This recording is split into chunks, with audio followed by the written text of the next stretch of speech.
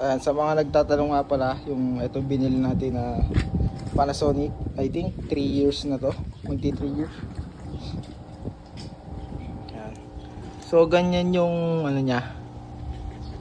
Nasa labas nga pala yan, kaya medyo madumi. Kasi wala kaming paglalagyan sa loob na may drainage. Kaya nandito sa labas. Nilagyan lang namin ng platform. Ayan. So ganun ang itsura niyan pag naikot. Mga lodi. Ito yung ating NAV 105 FR1 Panasonic 10 kg.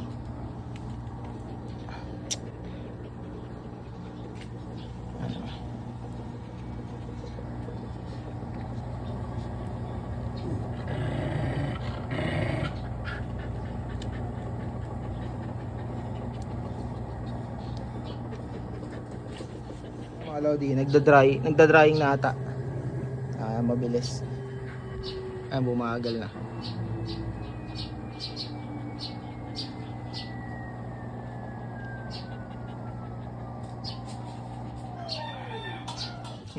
Tapos na. Bukas na.